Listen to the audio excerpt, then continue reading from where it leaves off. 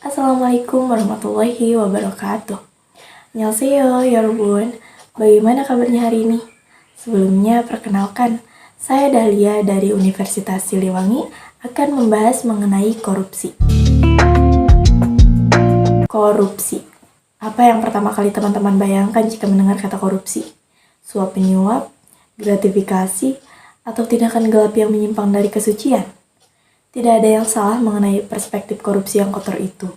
Korupsi memang bagaikan lembah hitam yang bisa menghisap jiwa-jiwa paling bersih sekalipun.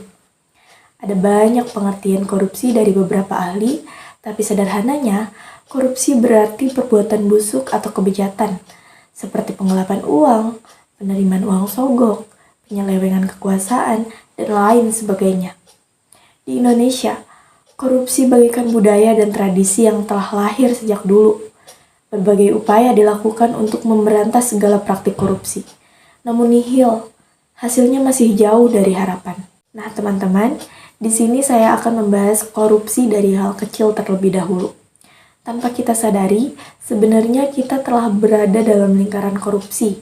Praktik atau perilaku korupsi tidak hanya dilakukan oleh para pejabat semata. Orang awam seperti kita juga pasti pernah melakukan korupsi. Misalnya korupsi waktu, ngaret, uniko, nyontek, dan maji atau apapun itu yang seringkali dipandang hal sepele, tetapi sebenarnya merupakan sebuah kebusukan. Sebelum membahas lebih lanjut, mari kita lihat cuplikan berikut ini. Mama lagi pengen bikin kue dan butuh beberapa bahan. Kamu tolong ke warung Bu Neng dan belikan ya. Ini uang dan daftar belanja. Siap, Ma. Dika berangkat dulu ya. Harganya jadi 60.000. Baik, Bu. Ini uangnya. Oke. Uangnya 100.000. Jadi kembaliannya 40.000. Wah, kembaliannya banyak juga ya. Kalau aku ambil sedikit, mungkin gak apa-apa. Asal gak ketahuan Mama. Ma, ini belanjaannya. Semuanya 80.000. Jadi ini kembaliannya 20.000. Teman-teman, video tadi menggambarkan sebuah usaha menipu orang tua atau sering kita sebut dengan uniko. Ada yang mengatakan bahwa hal kecil akan berubah besar jika terus dibiarkan dan menjadi kebiasaan. Contohnya kejujuran. Uniko mendefinisikan sebuah keadaan yang menyeleweng dari kata jujur. Kebiasaan uniko yang sifatnya kecil itu menjadi bibit dari perbuatan korupsi karena bisa saja akan berubah ke lingkup yang lebih besar yaitu unira, usaha menipu negara. Sudah banyak para pejabat-pejabat di negara Konoha ini yang telah terjerat putaran korupsi, bahkan yang dianggap berintegritas sekalipun. Kita tidak pernah tahu apakah mereka dulunya melakukan uniko, kemudian diterapkan menjadi kebiasaan dan terbawa sampai ke dunia kerja.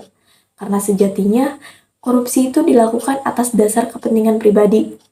Salah satu contoh korupsi terjadi pada Menteri Sosial Kabinet Indonesia Maju, Juliari Batubara, yang pada 2020 silam mencuri perhatian dan menghebohkan Indonesia terkait kasusnya menerima uang suap dana bantuan sosial COVID-19 senilai 32,4 miliar rupiah. Ada beberapa faktor penyebab terjadinya korupsi. Misal faktor internal, salah satunya sifat tamak yang berada dalam diri manusia itu sendiri.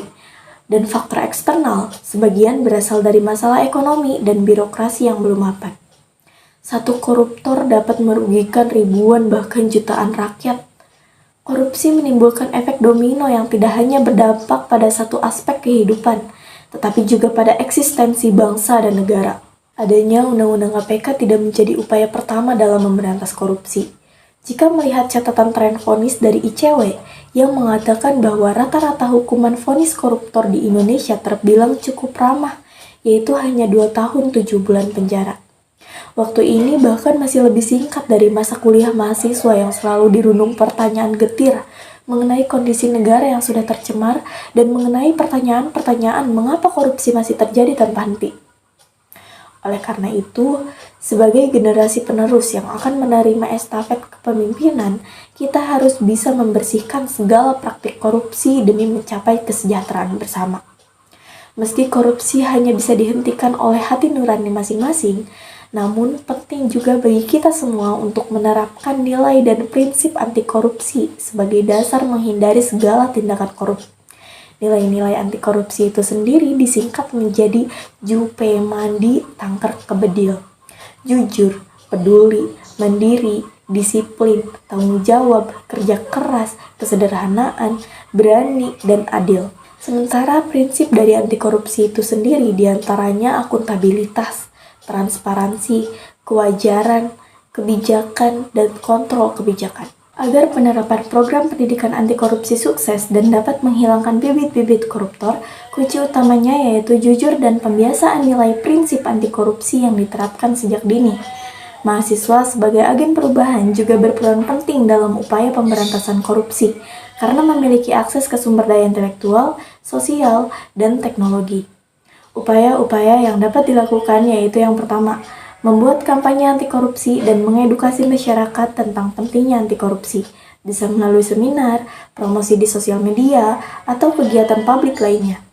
Kemudian yang kedua, mahasiswa dapat memperjuangkan akses informasi publik agar masyarakat dapat lebih memahami mengenai transparansi dan akuntabilitas pemerintah dalam pencegahan korupsi. Seperti yang kita ketahui, para koruptor memang tidak pernah kehabisan cara. Maka dari itu, sebagai mahasiswa yang mempunyai hati nurani bersih harus mampu melepas jeratan-jeratan korupsi sepenuhnya dengan tegas. Buktikan bahwa kita belum sudi melihat KPK terberai. Buktikan bahwa kita peduli akan masa depan bangsa. Jangan sampai rakyat tidak percaya pada pemimpinnya sendiri. Rakyat perlu bukti bahwa politik tidak abai dan tuli. Mari melawan korupsi demi mewujudkan Indonesia maju. Bersama saya Dahlia, sekian, terima kasih. Assalamualaikum warahmatullahi wabarakatuh.